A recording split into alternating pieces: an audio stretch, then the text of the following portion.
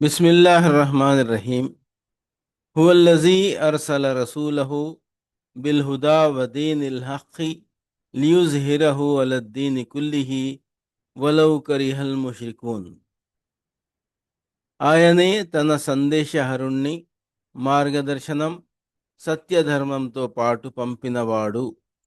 యావత్తు ధర్మ పదార్థం మీద దానికి ఆధిక్యత కలగజేయడానికి బహుదైవారాధకులకు ఇది ఎంతగా రుచించకపోయినా సరే. మూలంలో అద్దీన్ అనే పద ప్రయోగం జరిగింది. దాన్ని ధర్మ పదార్థం అని అనువదించడం జరిగింది. లోగడ కూడా వివరించినట్లు అరబీలో దీన్ అనే పదం జీవన వ్యవస్థ లేక జీవన విధానం అనే అర్థంలో ప్రయోగిస్తారు. దాన్ని స్థాపించే వానిని ప్రామాణిక వ్యక్తిగాను అనుసరణీయునిగాను స్వీకరించి అతన్ని అనుసరించడం కూడా ఆ అర్థంలో ఇమిడి ఉంది. కనుక దైవ సందేశహరుని ఆవిర్భావానికి ఉద్దేశం ఈ ఆయత్లో ఇలా స్పష్టపరచడం జరిగింది. ఆయన దైవం వద్ద నుండి అందజేస్తున్న బోధనావళిని, సత్యధర్మాన్ని, ధర్మం లాంటి సకల విధానాలు, వ్యవస్థల మీద ఆధిక్యతను కలుగజేయడం అని చెప్పడం జరిగింది. మరో మాటలో చెప్పాలంటే దైవ సందేశహరుడు తీసుకువచ్చిన జీవన వ్యవస్థ మరో జీవన వ్యవస్థకు లోబడి దాని ఆధీనంలో ఉండడానికి అది ఇచ్చే రాయితీలు అవకాశాలకు పరిమితమై మనడానికి ఆయన ఆవిర్భావం జరగలేదు. ఆయన భూమి ఆకాశాల పాలకునికి ప్రతినిధిగా వస్తాడు. తన ప్రభువు ఇచ్చిన సత్య వ్యవస్థను సర్వాధిక స్థానంలో చూడడానికి ఇష్టపడతాడు. మరో జీవన వ్యవస్థ ఏదైనా ప్రపంచంలో ఉన్నా అది దైవికమైన జీవన వ్యవస్థ ప్రసాదించిన అవకాశాలకు పరిమితమై మనగలగాలి. ఉదాహరణకు ఇస్లామీయ రాజ్య వ్యవస్థలో ముస్లిమేతర సముదాయాల జిమ్మీల జీవన వ్యవస్థ జిజియా చెల్లించి ఇస్లామీయ రాజ్య రక్షణలో మనగలిగినట్లు చూడండి. అజ్జుమర్ పాదసూచిక 3, అల్-మోమిన్ పాదసూచిక 43, అషూరా పాదసూచిక 20. ఇన్నా అన్జల్నా ఇలైకల్ కితాబ బిల్ హఖ్ఖి ఫాబుదిల్లాహ ముఖ్లిసన్ లహుద్దీన్. ముహమ్మద్ సల్లల్లాహు అలైహి వసల్లం, ఈ గ్రంథాన్ని మేము నీకు సత్యబద్ధంగా అవతరింపజేశాము, కనుక నీవు అల్లాహ్ దాస్యమే చెయ్యి, ధర్మాన్ని ఆయన కొరకే ప్రత్యేకం చేసుకుంటూ. ఇది ఒక అత్యంత ప్రముఖమైన వచనం. ఇందులో ఇస్లాం సందేశంలోని అసలు మూలిక లక్ష్యాన్ని వివరించడం జరిగింది. అందువల్ల దీన్ని స్థూలంగా దాటిపోరాదు. దీని భావాన్ని, ఉద్దేశ్యాన్ని క్షుణ్ణంగా అర్థం చేసుకునే ప్రయత్నం చేయాలి. దీనికి మౌలిక అంశాలు 2. వీటిని అర్థం చేసుకోకుండా ఆయత్ భావాన్ని అర్థం చేసుకోవడం సాధ్యం కాదు. 1. అల్లాహ్ దాస్యం చెయ్యాలన్నది ఆదేశిత వాంఛ. 2. అల్లాహ్ కొరకే ధర్మాన్ని ప్రత్యేకించుకుని చేసే దాస్యానికి సంబంధించిన ఆదేశిత వాంఛ ఇది. మూలంలోని పదం ఇబాదత్కు మూలధాతువు అబ్ద్. ఈ పదం అరబీలో స్వతంత్రుడుకు వ్యతిరేకంగా దాసుడు, బానిస అనే అర్థంలో ప్రయోగించబడుతుంది. దీన్ని బట్టి ఇబాదత్లో 2 అర్థాలు పుడతాయి. 1 పూజ, ఆరాధన అన్నది. ఇది అరబీ భాషలో ప్రామాణికమైన ప్రసిద్ధమైన నిఘంటువు లిసానుల్ అరబ్లో ఉన్న భావం. అబదల్లాహ్, తాల్లాహ్, తాల్లహు లహు, వత్తాబుదు, వత్తనస్సుకు. 2 వివశతపూర్వకమైన విధేయత, స్వచ్ఛంద ఇష్టపూర్వకమైన ఆజ్ఞాపాలన. లిసానుల్ అరబ్లో ఇలా ఉంది: అల్ ఇబాదా అత్తా వమానిల్ ఇబాదా ఫిల్ లుగా అత్తా మాల్ ఖుజు వకుల్లు మన్ దానల్ మలిక ఫహువ ఆబిదుల్లహు వఖౌముహుమా లనా ఆబిదున్ వల్ ఆబిదుల్ ఖాజియు లిరబ్బిహిల్ ముస్తస్లిమిల్ మిన్ ఖాజ్ లియమ్రిహ్ అబదత్ తాగూత్ అతా. యాని అషైతాన్ ఫీమా సవ్వలలాహు వాహ్వాహు ఇయ్యాక నాబుదు అయ్యి నుతీయు అత్తా అల్లతి యఖ్జౌ మాహా ఉబుదు రబ్బకుం అతీయు రబ్బకుం. కనుక నిఘంటువులోని ఈ ప్రామాణిక వివరణల ప్రకారం ఆదేశిత వాంఛ కేవలం అల్లాహ్ పూజా పురస్కారాలు చెయ్యాలన్నది మటుకే కాదు, ఆయన ఆజ్ఞల్ని ఎదురు పలక్కుండా పాటించాలి.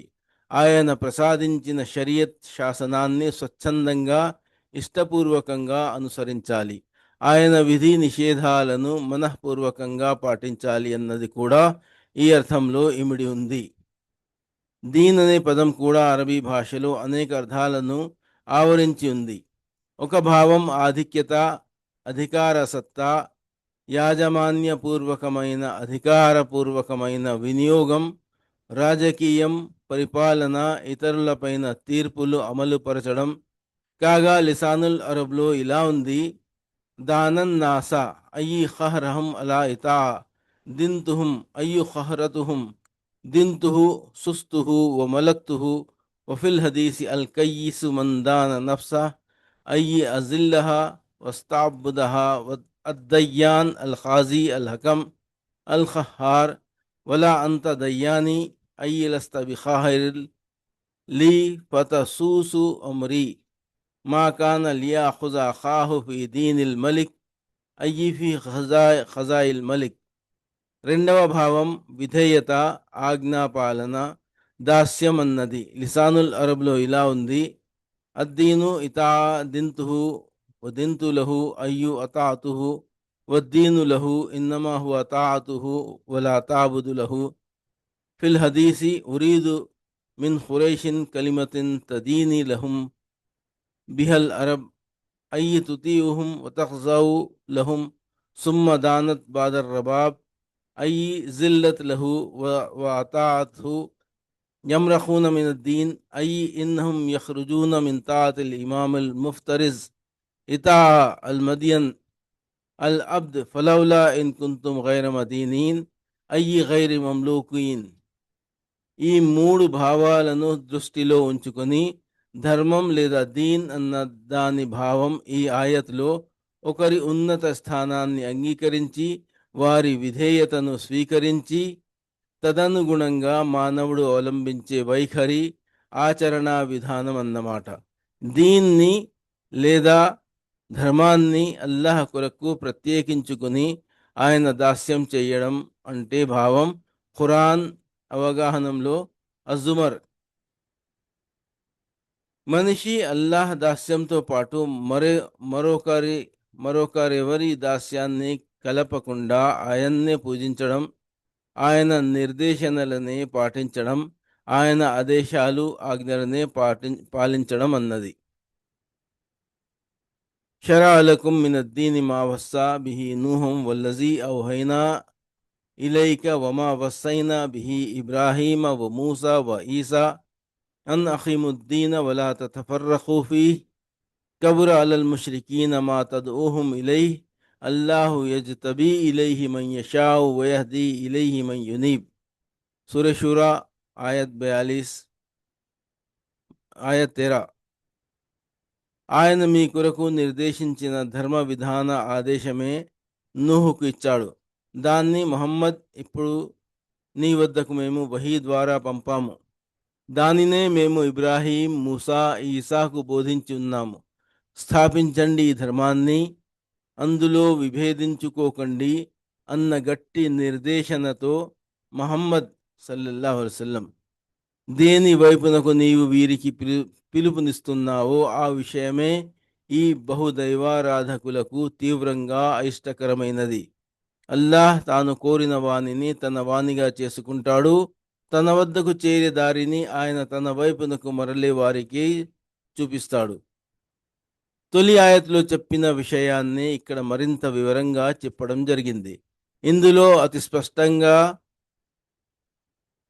చెప్పివేయడం జరిగింది, ముహమ్మద్ సల్లల్లాహు అలైహి వసల్లం ఏదో కొత్త మతాన్ని స్థాపించడం లేదు. ఆ మాటకు వస్తే ప్రవక్తల్లో ఎవరున్నూ తనదంటూ వేరుగా ఒక మతాన్ని స్థాపించలేదు. నిజానికి అల్లాహ్ పక్షాన ఒకే ధర్మాన్ని ఆది నుండి ప్రవక్తలందరూ అందజేస్తూ వచ్చారు. దానినే మహనీయ ముహమ్మద్ సల్లల్లాహు అలైహి వసల్లం కూడా అందజేస్తున్నారు. ఈ సందర్భంలో తొట్టతొలిగా హజరత్ నూహ్ అలైహిస్సలాం పేరును ఎత్తి చూపడం జరిగింది. తుఫాను తర్వాత ప్రస్తుత మానవ సంతతికి ఆయన ప్రప్రథమ ప్రవక్త. దాని తర్వాత ప్రవక్త ముహమ్మద్ సల్లల్లాహు అలైహి వసల్లం పేరు ప్రస్తావించడం జరిగింది. ఈయన కట్టకడపటి ప్రవక్త. ఆ పైన హజరత్ ఇబ్రాహీం అలైహిస్సలాం పేరు ప్రస్తావించడం జరిగింది. ఆయన్ని అరేబియా లోకం తమ నాయకుడుగా నమ్ముతుంది. చివరన మహనీయ మూసా అలైహిస్సలాం, మహనీయ ఈసా అలైహిస్సలాంను ప్రస్తావించడం జరిగింది. యూదులు, క్రైస్తవులు వీరికే తమ మతాలను ముడిపెడతారు. దీని భావం ఈ 5గురు ప్రవక్తలకే ఈ ధర్మాన్ని బోధించడం జరిగిందన్నది కాదు. అసలు ఉద్దేశం ఏమిటంటే ప్రపంచంలో వచ్చిన ప్రవక్తలందరూ ఒకే ధర్మాన్ని తీసుకువచ్చారు. ఉదాహరణగా లబ్ధ ప్రతిష్ఠులైన ఈ 5గురి పేర్లు ఇక్కడ ఎత్తి చూపడం జరిగింది. వీరి ద్వారానే ప్రపంచానికి అత్యంత ప్రఖ్యాత దైవిక శాసనాంగాలు అందాయి. ఈ ఆయత్ ధర్మం దాని లక్ష్యాన్ని గురించి ప్రముఖంగా స్పష్టపరుస్తుంది గనుక దీన్ని పూర్తిగా పరిశీలించి అర్థం చేసుకోవడం అవసరం. ఇలా చెప్పడం జరిగింది, షరాలకుం మీ కొరకు నియమించాడు. షరా అంటే నిఘంటువు ప్రకారం దారి వేయడం. పారిభాషికంగా దీని భావం విధానం, నియమం, నిబంధనను ఏర్పరచడం. అరబీ భాషలో ఇదే పరిభాషిక భావంలో తష్రీ అనే పదం చట్ట నిర్మాణం, లెజిస్లేషన్ అన్నదానికి, షరా షరియత్ అనే పదం చట్టం, లా అన్నదానికి, షారీ అనే పదం చట్ట నిర్మాత, లా గివర్ అన్నదానికి సమానార్థకాలుగా ప్రయోగించబడతాయి. ఈ దైవిక చట్ట నిర్మాణం వాస్తవానికి ఖురాన్లో పలుచోట్ల ప్రస్తావించబడిన సూత్రప్రాయమైన యథార్థాలకు సహజమైన తార్కికమైన పర్యవసానం. ఆ యథార్థాలు అల్లాహ్ మాత్రమే విశ్వంలోని ప్రతి వస్తువుకు స్వామి. ఆయనే మానవుల వాస్తవ సంరక్షకుడు. మానవుల మధ్య ఏ విషయంలో విభేదం పొడసూపినా దాని తీర్పు చేయడం ఆయన బాధ్యతే అన్నవి. ఇక సూత్రప్రాయంగా అల్లాహ్ మాత్రమే స్వామి, సంరక్షకుడు, పాలకుడు కావడం చేత తప్పనిసరిగా మానవుని కొరకు చట్టం, నియమం నిర్మించే అధికారం ఆయనకి ఉంటుంది. మానవులకు ఈ చట్టాన్ని, నియమాలను ఇవ్వడం ఆయన బాధ్యతే. కాగా తన ఈ బాధ్యతను ఆయన ఈ షరియత్ అందజేసి నిర్వర్తించాడు. తరువాత మినద్దీన్ ధర్మంలోని దాన్ని అని అన్నాడు. షాహ్ వలియుల్లా రహమతుల్లా అలై దీన్ని అజ్ ఆయిన్ సంవిధానంలోని దాన్ని అని అనువదించారు. అంటే అల్లాహ్ నిర్మించిన చట్టం, సంవిధానం వంటిదన్నమాట. దీన్ అనే పదాన్ని మేము జుమర్ సూరా పాదసూచిక నెంబర్ 3లో వివరించి ఉన్నాము. అది దృష్టిలో ఉన్నట్లయితే అర్థం చేసుకోవడంలో చిక్కు ఏది ఎదురవదు. ధర్మం అంటేనే ఒకరి నాయకత్వాన్ని, అధికారాన్ని అంగీకరించి ఆయన ఆదేశాలను పాలించడం. ఈ పదాన్ని విధానమన్న భావంలో ప్రయోగించినప్పుడు దీని ఉద్దేశం మనిషి తప్పనిసరి అనుసరణకు నియుక్తమైన విధానంగా, దీన్ని నియమించిన వాణ్ణి విధేయతకు కేంద్రంగా అంగీకరించవలసి ఉంటుంది. ఈ కారణంగానే అల్లాహ్ నియమించిన ఈ విధానాన్ని ధర్మం వంటి చట్టం అని స్పష్టంగా చెప్పడంలో గల భావం ఏమిటంటే ఇది కేవలం సిఫారస్, రికమెండేషన్, ప్రబోధన, ఉపదేశన వంటిది కాదు. ఇది దాసులకు వారి ప్రభువు నిర్దేశించిన విధేయనీయమైన చట్టం వంటిది. దీన్ని అనుసరించకపోవడం అంటే అర్థం తిరుగుబాటు అన్నమాట. దీన్ని అనుసరించని వ్యక్తి వాస్తవానికి అల్లాహ్ పరమోన్నత అధికారాన్ని, పాలనా సత్తాన్ని, ఇంకా తన దాస్యాన్ని నిరాకరిస్తున్నాడన్నమాట. ఆ తర్వాత ధర్మానికి పోలిన ఈ చట్ట నిర్మాణం నూహ్కు, ఇబ్రాహీంకు, మూసా, ఈసా అలైహిస్సలాంకు ఇవ్వబడిన మార్గబోధన వంటిదే. దానినే ఇప్పుడు మహనీయ ముహమ్మద్ సల్లల్లాహు అలైహి వసల్లంకు అందజేయబడిందని సెలవియ్యబడింది. ఈ ప్రవచనం వల్ల ఎన్నో విషయాలు ముందుకు వస్తాయి. ఒకటి, అల్లాహ్ తన చట్ట నిర్మాణాన్ని నేరుగా ప్రతి మానవుని వద్దకు పంపలేదు. అప్పుడప్పుడు ఆయన ఉచితమని భావించినప్పుడల్లా ఒక వ్యక్తిని తన సందేశహరునిగా నియమించి ఈ చట్ట నిర్మాణాన్ని అతనికి అప్పగించాడు. రెండవది, ఈ ధర్మం చట్ట నిర్మాణం తొలి నుంచి ఒక్కటే. ఏదో ఒక కాలంలో ఏదో ఒక జాతికి ఒక ధర్మం నిర్ణయించడం, మరో కాలంలో మరో జాతికి మరో ధర్మం, దానికి భిన్నమైన ధర్మం, దానికి విరుద్ధమైన ధర్మం పంపడం అంటూ ఎన్నడూ జరగలేదు. దైవం అనేక ధర్మాలు పంపలేదు. దైవం పక్షాన ఎప్పుడు వచ్చినా ఒకే ధర్మం వచ్చింది. మూడవది, అల్లాహ్ నాయకత్వాన్ని, సత్తాను అంగీకరించిన తర్వాత దానితో పాటే ఈ నిర్మాణం ఎవరి చేత పంపబడిందో వారి దైవ దౌత్యాన్ని అంగీకరించడం, ఈ చట్ట నిర్మాణం వివరించబడిన వహీని నమ్మడం ఆ ధర్మంలోని అనివార్యమైన అంశమై ఉండాలి. బుద్ధి, హేతువు కూడా అదే చెబుతాయి. ఎందుకంటే ఈ నిర్మాణం దైవం తరఫున ప్రామాణికం, ఆథెంటిక్ అని తృప్తికరంగా నమ్మనిదే దాన్ని మనిషి అనుసరించడం సాధ్యపడదు. ఆ తర్వాత సెలవీయబడిందేమిటంటే, ఈ ప్రవక్తలందరికీ ధర్మం వంటి చట్ట నిర్మాణం, ఈ నిర్దేశన, ఈ తాకీదు చేసి మరీ ఇవ్వబడింది. అఖీముద్దీన్, ఈ ధర్మాన్ని స్థాపించండి. ఈ పదాలను షాహ్ వలియుల్లా రహమతుల్లా అలే ఖాయం కనీద్ దీన్ రా, ధర్మాన్ని స్థాపించండి అని అనువదించారు. షాహ్ రఫియుద్దీన్ రహమతుల్లా అలే, షాహ్ అబ్దుల్ ఖాదర్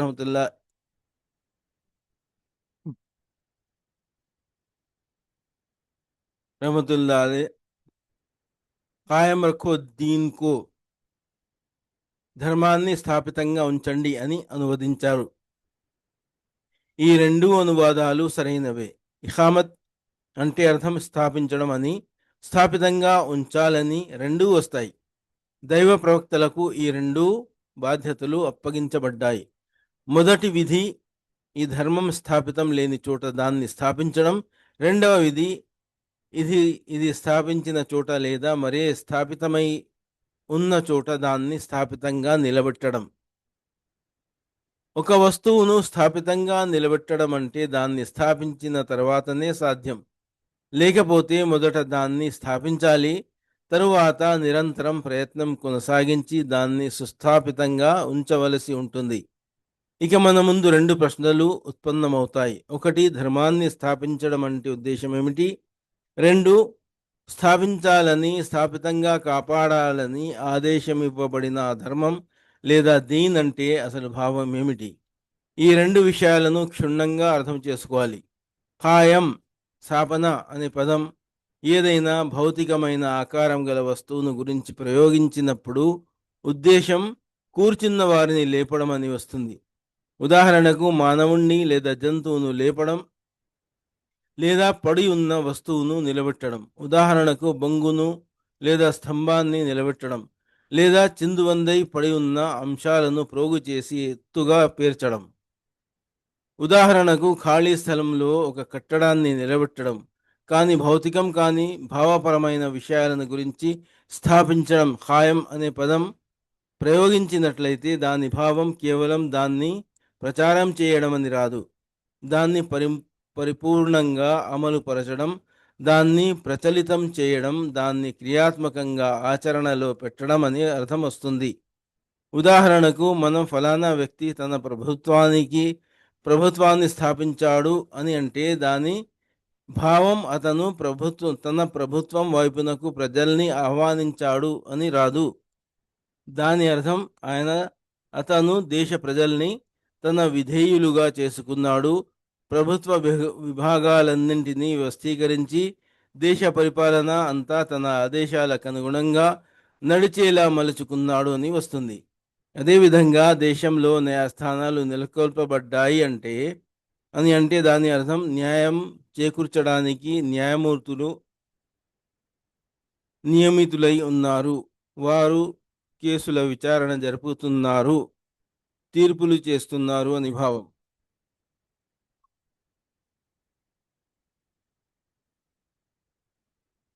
అలా కాకుండా కేవలం న్యాయం, చట్టాల మేళ్లు బహు విధాలుగా వివరించడం జరుగుతుంది. జనం వాటిని స్వీకరించడం కూడా జరుగుతుందని అర్థం కాదు.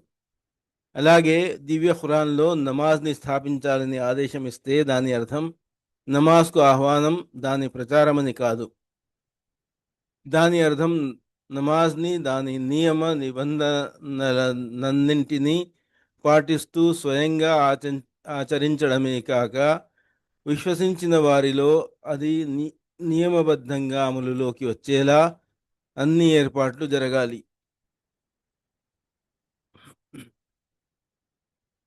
మస్జిద్లు కావాలి, జుమా నమాజ్ జమాత్తో పాటు సామూహిక నమాజ్ చేసుకునే ఏర్పాటు కావాలి, నియమానుసారంగా అజాన్ పిలుపునిచ్చే ఏర్పాటు ఉండాలి, ఇమాం జుమా ప్రసంగం చేసే వక్తలు నియమించబడాలి, జనులకు సమయానికి మస్జిద్కు వచ్చి నమాజ్ని ఆచరించే అలవాటు కలగాలి. ఈ వివరణల వల్ల ఇక ఈ విషయం అవగతం చేసుకోవడంలో ఎటువంటి ఇబ్బంది మిగులరాదు. ప్రవక్తలందరికీ ఈ ధర్మాన్ని స్థాపించాలని, స్థాపితంగా కాపాడాలని ఆదేశమిచ్చినప్పుడు దాని ఉద్దేశం కేవలం స్వయంగా వారు ఈ ధర్మాన్ని ఆచరించాలన్నది మాత్రమే కాదు, ఇంకా కేవలం ఇతరులలో దీన్ని ప్రచారం చేయాలన్నది, వారు దీన్ని సత్యమైనదిగా స్వీకరించాలన్నది కూడా కాదు. నిజానికి జనం దీన్ని స్వీకరించినప్పుడు ముందుకు అడుగు వేసి ఈ ధర్మాన్ని సంపూర్ణంగా వారి చేత అనుసరింపజేయాలి. ఇది ధర్మానికనుగుణంగా అమలు ఈ ధర్మానికనుగుణంగా అమలు జరిగేలా, అమలు జరుగుతూ ఉండేలా చేయడం భావము అందులో ఇమిడి ఉంది. అయితే సందేశ ప్రచార కార్యక్రమం దీనికి తప్పనిసరి దశ అన్నది సందేహరహితమైన విషయమే. అది లేకుండా రెండవ దశ ముందుకు అసలే సాగదు. కానీ ఈ ఆదేశంలో సందేశ ప్రచారమే అసలా ఉద్దేశంలా పేర్కొనడం జరగలేదు. ఈ విషయం బుద్ధిగల ఏ వ్యక్తి అయినా స్వయంగా గమనించగలడు. సందేశ ప్రచారం అసలు ఉద్దేశాన్ని సాధించడానికి మార్గం అన్నది మటుకు నిస్సందేహంగా వాస్తవం. కానీ స్వయంగా అదే అసలు ఉద్దేశం కాదు. ఎవరైనా సందేశ ప్రచారాన్ని మాత్రమే ప్రవక్తలందరి ఏకైక ధ్యేయమని నిర్ణయించడం విడ్డూరం. ఇక రెండవ ప్రశ్నను తీసుకోండి. ఏ ధర్మాన్ని స్థాపించాలని ఆదేశమైందో అది ప్రవక్తలందరి అలైహిస్సలాం మధ్యన సమిష్టి ధర్మమే అయినా షరీయత్లు, శాసనాంగాలు అందరివి భిన్నమైనవని కొందరు గమనించారు. దేవుడు స్వయంగా సెలవిచ్చినట్లు లికుల్లిన్ జఅల్నా మిన్కుం షిర్అతం వ మిన్హాజా, మీలో ప్రతి సముదాయానికి ఒక షరియత్, ధర్మశాసనం, ఒక మార్గం నిర్ణయించాము. అల్-మాయిదా 48. దీన్ని బట్టి వారు స్థాపించవలసిన ధర్మం అంటే ఉద్దేశం ఆదేశాలు కావు, కేవలం దేవుని ఏకత్వం, పరలోకం, దైవ దౌత్యాలను నమ్మడం, దైవారాధన నిర్వర్తించడం అయితే అందరికీ సమిష్టిగా వర్తించే ప్రముఖమైన నైతిక సూత్రాలు ఇందులో చేరి ఉన్నాయని తలంచారు. కానీ ఇది చాలా స్థూలమైన అభిప్రాయం. ఇది కేవలం స్థూల ధర్మం అన్నది ఒక్కటే అని, షరియత్లు, ధర్మశాస్త్రాలు భిన్నమైనవని చూసి ఏర్పరచుకున్న అభిప్రాయం. ఇది చాలా ప్రమాదకరమైన అభిప్రాయం కూడా. దీన్ని సంస్కరించకపోతే ముందుకు సాగి అది ధర్మంలోనూ ధర్మశాస్త్రంలోనూ విభేదాలు సృష్టించే వరకు వెళ్లే ప్రమాదం ఉంది. ఈ ప్రమాదానికి గురయ్యే సెంట్ పాల్ ధర్మశాస్త్రం లేని మతం సిద్ధాంతాన్ని ప్రవేశపెట్టాడు. తద్వారా మహనీయ ఈసా మసీహ్ సముదాయాన్ని చెరిపివేశాడు. ఎందుకంటే ధర్మశాస్త్రం షరియత్ మతానికి వేరైన అంశంగా నిర్ణయమై కేవలం మతాన్ని స్థాపించడం అవసరం కానీ షరియత్ కాదన్నప్పుడు అనివార్యంగా ముస్లింలు కూడా క్రైస్తవుల మాదిరిగా షరియత్ని అప్రముఖమైందిగా దాని స్థాపనను ఉద్దేశితం కానిదిగా భావించి ఉపేక్షిస్తారు. కేవలం విశ్వాసంలోని అంశాలను, స్థూలమైన నైతిక నియమాలను పట్టుకొని ఉండిపోతారు. ఇటువంటి ఊహల ద్వారా ధర్మం భావాన్ని నిర్ణయించడమే నిర్ణయించడం కన్నా మనమే స్వయంగా దైవ గ్రంథాన్ని అడిగి ఎందుకు తెలుసుకోకూడదు? ఇక్కడ స్థాపించాలని ఆదేశించిన ధర్మం అంటే భావం కేవలం విశ్వాసపరమైన అంశాలు, కొన్ని ప్రముఖమైన నైతిక నియమాలేనా, లేదా ఇందులో షరియత్ ఆదేశాలు కూడా చేరి ఉన్నాయా? దివ్య ఖురాన్ని క్షుణ్ణంగా అధ్యయనం చేస్తే ఇందులో ఏ విషయాలనైతే ధర్మంగా పరిగణించడం జరిగిందో వాటిలో దిగువ విషయాలు గోచరిస్తాయి.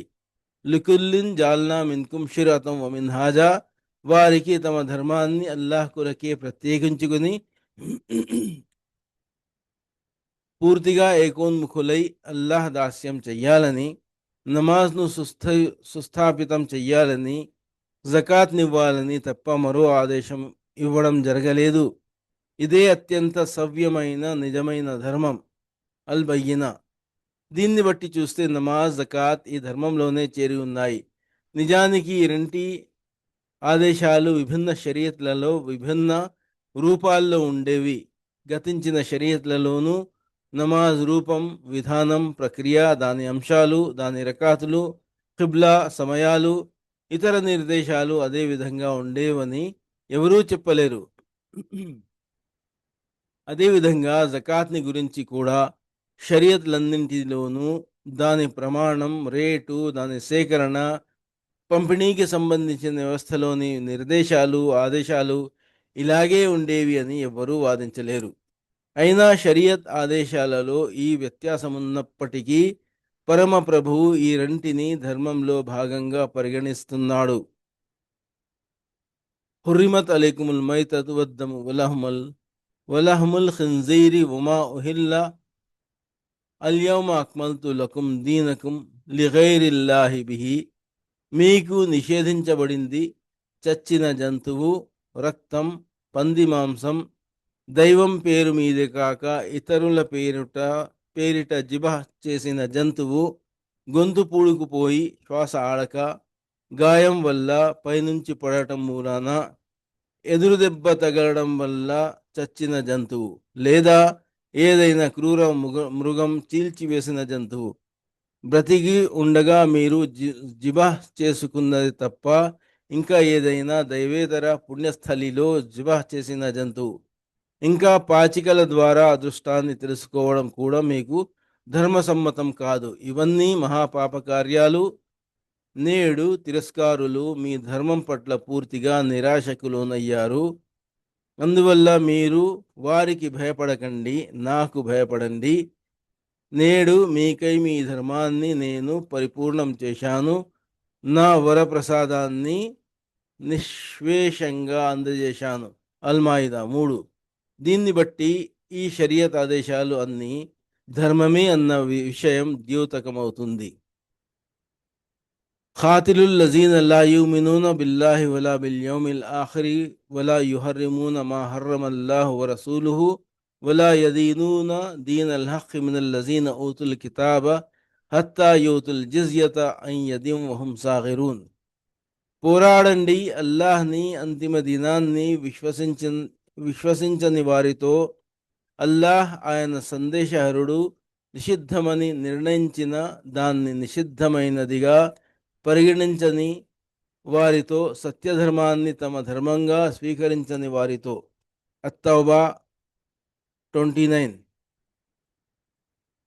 దీని ప్రకారం అల్లాహ్ను, పరలోకాన్ని విశ్వసించడంతో పాటు హలాల్, హరాం, ధర్మాలకు సంబంధించిన దైవ ప్రవక్తల ఆదేశాలను అంగీకరించడం, వాటిని పాటించడం కూడా ధర్మమే అని తెలుస్తుంది. అజ్జానియతు వజ్జానీ ఫజ్లిదు కుల్ల వాహిదిన్ మిన్హుమా మియత జల్దతిన్ వలా తాఖుజ్కుం బిహిమా రాఫతున్ ఫీ దీనిల్లాహి ఇన్ కుంతుం తుమినూన బిల్లాహి వల్ యౌమిల్ ఆఖిర్. అన్నూర్ 2. వ్యభిచరించిన స్త్రీ, వ్యభిచరించిన పురుషుడు ఇద్దరిలో చెరొకరికి 100 కొరడా దెబ్బలు వేయండి. వారిని కనికరించే భావం అల్లాహ్ ధర్మం వ్యవహారంలో మిమ్మల్ని అడ్డుకోరాదు. మీ పరమ ప్రభువు అల్లాహ్ను, అంతిమ దినాన్ని విశ్వసించే వారే అయితే మాకాన్ అలియాహుదా ఖాహ్ ఫీ దీనిల్ మలిక్. ఈజిప్ట్ రాజశాసనం ప్రకారం తన సోదరుని పట్టుకోవడం అతనికి యూసుఫ్కు తగని పని. యూసుఫ్ 76. వీటి వల్ల తెలిసేదేమిటంటే శిక్షాస్మృతి కూడా ధర్మంలోనిదే. మనిషి దైవమిచ్చిన శిక్షాస్మృతిని అనుసరిస్తే దైవధర్మ అనుయాయి అవుతాడు. పాలకుని చట్టాన్ని అనుసరిస్తే పాలకుని ధర్మాన్ని అవలంబించేవాడవుతాడు. పై 4 ఉదాహరణలు షరియత్ ఆదేశాలను అతి స్పష్టమైన పదాలలో ధర్మమని భాష్యం చెప్పిన సందర్భాలు. కానీ కాస్త శ్రద్ధగా గమనిస్తే అల్లాహ్ ఏ పాపాలకు శిక్షగా నరకం ప్రాప్తిస్తుందని బెదిరించాడో, ఉదాహరణ వ్యభిచారం, వడ్డీ వ్యాపారం, విశ్వాసి హత్య, అనాథ సొత్తును కాజేయడం, అధర్మంగా ఇతరుల సొమ్మును కబళించడం మొదలైనవి ఏ అపరాధాలను దైవాగ్రహానికి మూలమని నిర్ణయించాడో, ఉదాహరణకు స్వలింగ సంపర్కం, ఇచ్చిపిచ్చుకోవడాలలో తప్పుడు వ్యవహారం, వాటి నిర్మూలన తప్పనిసరిగా ధర్మంలో భాగంగానే పరిగణించబడవలసి ఉంటుంది. ఎందుకంటే ధర్మం అన్నది మనిషిని దైవాగ్రహం నుండి, నరకం నుండి రక్షించడానికి రాకపోతే మరి దేనికి వచ్చినట్టు? అలాగే ఏ షరియత్ ఆదేశాల అతిక్రమణను నరకాగ్ని ప్రవేశానికి కారణమని సూచించడం జరిగిందో అవి కూడా ధర్మంలోని భాగమే కావడం అవసరం. ఉదాహరణకు వారసత్వపు ఆదేశాలు. వాటిని సెలవిచ్చిన తరువాత చివరలో ఇలా చెప్పడం జరిగింది: వమన్ యాసిల్లాహ వరసూలహు వయతఅద్ద హుదూదహు యుద్ఖిల్హు నారన్ ఖాలిదన్ ఫీహా వలహు అజాబుం ముహీన్. మరెవడైతే అల్లాహ్ పట్ల, ఆయన ప్రవక్త పట్ల అవిధేయుడై మెలుగుతాడో, ఆయన నిర్ణయించిన హద్దుల్ని ఉల్లంఘిస్తాడో అతన్ని అల్లాహ్ అగ్నిలో పడవేస్తాడు. అందులోనే అతను ఎల్లప్పుడూ పడి ఉంటాడు. అతనికి అవమానకరమైన శిక్ష పడుతుంది. అన్నిసా 14. అదేవిధంగా ఏ విషయాల నిషిద్ధతను అల్లాహ్ అత్యంత తీవ్రంగా, అత్యంత విస్పష్టంగా, ఖచ్చితంగా పేర్కొన్నాడో వాటి అధర్మత, ఉదాహరణకు తల్లి, సోదరి, కూతుళ్లతో వివాహ సంబంధం నిషిద్ధత, మద్యపానం, దొంగతనం, జూదం, అబద్ధపు సాక్ష్యం ఇత్యాది వాటి నిషిద్ధత. వీటి నిషిద్ధతలను ధర్మ సంస్థాపన కార్యంలో చేర్చకపోయినట్లయితే భావం అల్లాహ్ కొన్ని అనవసరపు ఆదేశాలను ఇచ్చాడని, వీటిని అమలుపరచడం ఉద్దేశం కాదని అనుకోవలసి ఉంటుంది. అదేవిధంగా ఏ పనులైతే అల్లాహ్ విధులుగా పరిగణించాడో వాటిని, ఉదాహరణకు ఉపవాస వ్రతం, హజ్ను సైతం ఇదే సాకుతో ధర్మ సంస్థాపన కార్య పరిధి నుండి తీసివేయడానికి వీలు లేదు. ఎందుకంటే రంజాన్లో 30 రోజులు వెనుకటి షరీయత్లో లేవని, కాబా హజ్ యాత్ర చేయడం కేవలం ఇబ్రాహీం అలైహిస్సలాం సంతానంలోని ఇస్మాయిలీయుల శాఖ వారికే పరిమితమైన షరియత్కు చెందిందని, అందువల్ల దీన్ని ధర్మ సంస్థాపనలో భాగంగా పరిగణించలేము అని అనలేము. నిజానికి ఈ అపరాధాలన్నింటికీ మూలం లికుల్లిన్ జాల్నా మిన్కుం షిరతం వ మిన్హాజా, మీలో ప్రతి ఒక్కరికి ఒక శాసనాంగాన్ని, ఒక పద నిర్దేశనను నిర్ణయించాము. అల్మాయిదా 48 అనే ఆయత్కు తప్పుడు అర్థాన్ని గ్రహించి దానికి ప్రతి సముదాయానికి షరియత్ వేరైనది ఉండేది కాబట్టి సమస్త ప్రవక్తల మధ్య సమిష్టి విషయమైన ధర్మం స్థాపనకే ఆదేశమైంది. కనుకను ధర్మ సంస్థాపన ఆదేశంలో షరియత్ చేరి లేదనే భావాన్ని తొలగటం. నిజానికి ఈ ఆయత్ భావం దీనికి పూర్తిగా భిన్నమైంది. మాయిదా సూరాలో ఈ ఆయత్ వచ్చిన సందర్భాన్ని, దాని పూర్వాపరాలను 41 ఆయత్ నుండి 50వ ఆయత్ వరకు ఎవరైనా శ్రద్ధగా చదివినట్లయితే ఈ ఆయత్కు సరైన భావం బోధపడుతుంది. ఏ ప్రవక్త సముదాయానికి అల్లాహ్ ఏ షరియత్ ప్రసాదించినా ఆ సముదాయానికి అది ధర్మం. ఆ ప్రవక్త కాలంలో దాని స్థాపనే ఉద్దిష్టమైంది. ఇప్పుడు మహనీయ ముహమ్మద్ సల్లాహు అలైహి వసల్లం దైవ దౌత్య కాలం గనక ముహమ్మద్ సల్లాహు అలైహి వసల్లం సముదాయానికి ఇవ్వబడిన షరియత్ ఈ కాలానికి ధర్మం. దీని స్థాపనే ధర్మ సంస్థాపనం. పోతే షరియత్లలో గల విభేదాలను పరిశీలిస్తే దైవం పంపిన షరియత్లు పరస్పరం విరుద్ధమైనవి కావనే భావం తెల్లమవుతుంది.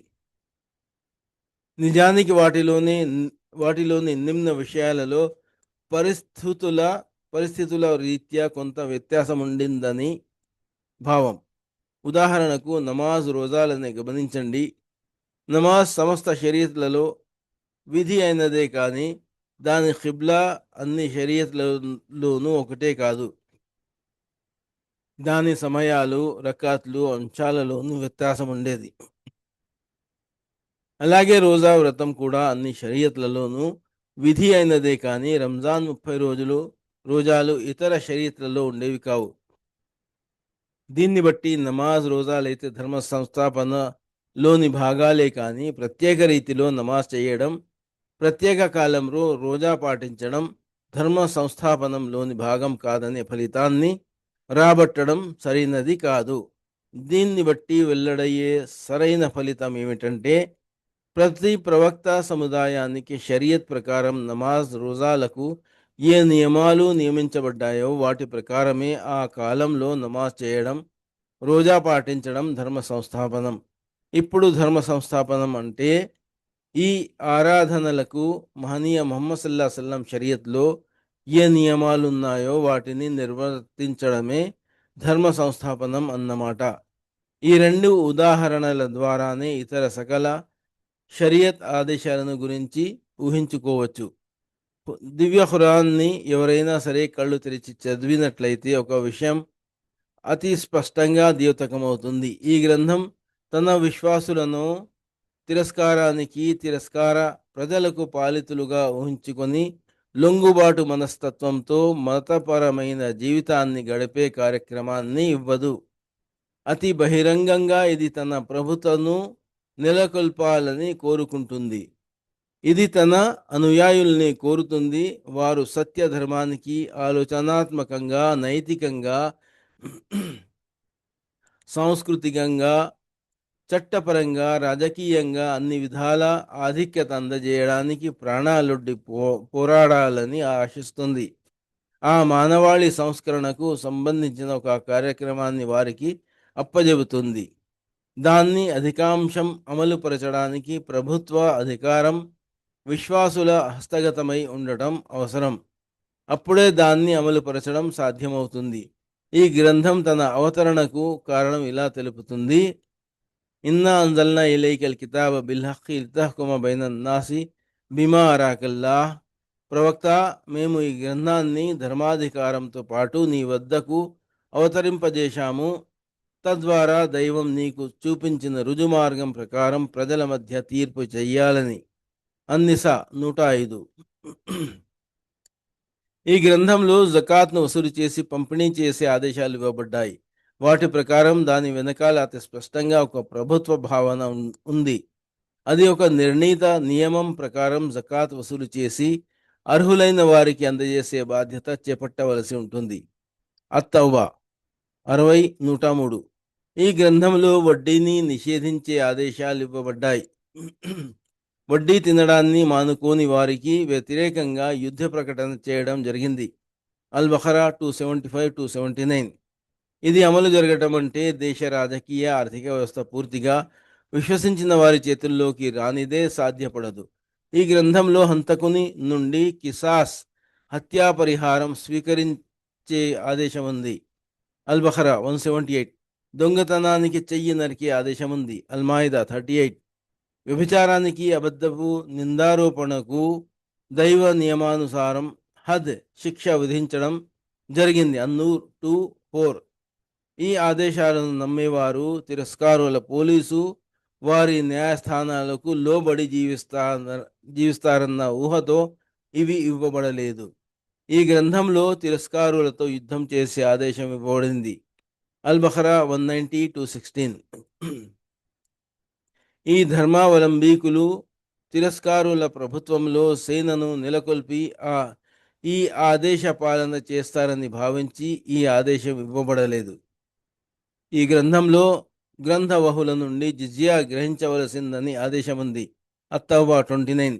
ముస్లింలు తిరస్కారుల పాలిత ప్రజగా ఉంటూ వారి నుండి జిజియా వసూలు చేస్తారని, వారిని కాపాడే బాధ్యత నిర్వర్తిస్తారని ఆశించి ఈ ఆదేశం ఇవ్వడం జరగలేదు.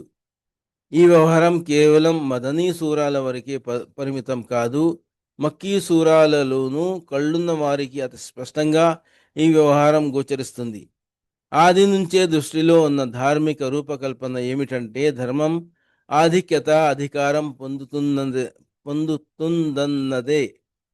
తిరస్కార పాలనకు లోబడి ధర్మావలంబీకులు జిమ్మీలుగా మారి జీవించాలన్నది కాదు. ఉదాహరణకు చూడండి, ఖురాన్ అవగాహనం సంపుటం 4 బనీ ఇస్రాయిల్ పాదసూచికలు. అన్నింటిని మించి ఈ అన్వయింపులో గల తప్పుకు ప్రతికూలంగా నిలిచేది స్వయంగా మహనీయులు ముహమ్మద్ సల్లల్లాహు అలైహి వసల్లం నిర్వర్తించిన దైవదౌత్యపు 23 ఏళ్ల మహోత్కృష్టమైన కార్యం. ఆయన ప్రచారంతో పాటు కరవాలం అధికార శక్తిని వినియోగించి అరేబియా మొత్తాన్ని వశపరుచుకున్నారన్న విషయం ఎవరికి తెలియనిది. అందులో ఒక పరిపూర్ణ ప్రభుత్వ వ్యవస్థను ఒక సవివరమైన షరియత్తో పాటు నెలకొల్పారన్నది జగద్విదితమే. ఆ వ్యవస్థ విశ్వాసాలు, ఆరాధనలు మొదలుకొని వ్యక్తిగత శీల నిర్మాణం, సామూహిక నీతి, సంస్కృతి, నాగరికతలు, ఆర్థిక, సామాజిక, రాజకీయ, న్యాయ విధానాలు, సంధి యుద్ధాల వరకు జీవితపు సమస్త కోణాలను, విభాగాలను ఆవరించిందన్నది అందరికీ తెలిసిన విషయమే. ఒకవేళ ప్రవక్త శ్రీ సల్లల్లాహు అలైహి వసల్లం నిర్వహించిన ఈ పూర్తి కార్యాన్ని ధర్మ సంస్థాపనం ఆదేశానికి, ఈ ఆయత్ ప్రకారం ప్రవక్తలందరితో పాటు ఆయనకు ఇచ్చిన ఆదేశానికి వ్యాఖ్యానంగా గ్రహించకపోయినట్లయితే ఇక దీనికి రెండే అర్థాలు ముందుకు వస్తాయి. దైవం అందించుగాక విశ్వాసాంగాలను, నైతిక సూత్రాలను, వాటి స్థూలమైన సిద్ధాంతాలను కేవలం ప్రచారం చేయడానికి, ఆహ్వానించడానికి మాత్రమే ఆయన్ను నియమించడం జరిగింది. కానీ ఆయన సల్లల్లాహు అలైహి వసల్లం దాన్ని జవదాటి స్వయంగానే ఒక రాజ్యాన్ని స్థాపించారు, ఒక సవివరమైన చట్టం నిర్మించారు. అది ప్రవక్తలందరి షరియత్ల సమష్టి అంశాలకు భిన్నమైంది, అధికమైందిను. లేదా అల్లాహ్ని నిందించవలసి ఉంటుంది. ఆయన సూరాలో పేర్కొన్న ప్రకటన చేసిన తర్వాత స్వయంగా తన మాటను మార్చివేశాడు. తన కడపటి ప్రవక్త చేత ఈ సూరాలో ప్రకటించిన ధర్మ సంస్థాపనకు భిన్నమైంది, అధికమైంది మరో కార్యాన్ని చేయించుకున్నాడు. అంతేకాక ఈ కార్యం పూర్తయిన సందర్భంలో తన తొలి ప్రకటనకు భిన్నంగా మరో ప్రకటన కూడా చేశాడు. అల్యౌమ అక్మల్తు లకుం దీనకుం, నేడు నేను మీ కొరకు మీ ధర్మాన్ని పరిపూర్ణం గావించాను. దైవం దీన్నంతటినీ మన్నించుగాక. ఈ రెండు మార్గాల్లో ఏదో ఒకటి అనుసరించడం తప్ప గత్యంతరం లేదు. ధర్మ సంస్థాపనకు పై పంక్తుల్లో ప్రస్తావించిన భావాన్వయాన్ని అంగీకరించినట్లయితే అల్లాహ్నో లేదా ఆయన ప్రవక్త పైనో ఎటువంటి నిందారోపణ రాకుండా ఉండగలగటం సాధ్యం కాని విషయం. అలాంటి ఆరోపణ రాని మరో మార్గం ఉందంటే మేము దాన్ని తెలుసుకోవడానికి సదా సిద్ధమే. ధర్మ సంస్థాపన ఆదేశం ఇచ్చిన తర్వాత అల్లాహ్ ఈ ఆయత్లో సెలవిచ్చిన చివరి విషయం లా తతఫర్రఖు ఫీ, ధర్మంలో విభేదాలను సృష్టించకండి లేదా అందులో విభేదించుకోకండి అన్నది. ధర్మంలో విభేదం అంటే ఉద్దేశం ధర్మంలో మనిషి తన పక్షంగా ఏదైనా వింతైన విషయాన్ని రూపొందించడం, దానికి సమంజసమైన రీతిలో ధర్మంలో వీలు లేకపోయినా తాను రూపొందించిన మాటను నమ్మడం పైనే విశ్వాసం, తిరస్కారాలు ఆధారపడి ఉన్నాయని పట్టుబట్టడం, దాని నమ్మే వారిని వేరుగా తీసుకొని నమ్మని వారితో వేరుపడిపోవడం, ఈ కొత్త విషయం ఎన్నో విధాలది కావచ్చు, లేదా ధర్మంలో లేనిదే దేన్నైనా తెచ్చి ధర్మంలో చేర్చడం కూడా అలాంటిదే. అలాగే ధర్మంలో చేరి ఉన్న విషయాన్నే తీసి వెలివేయడం.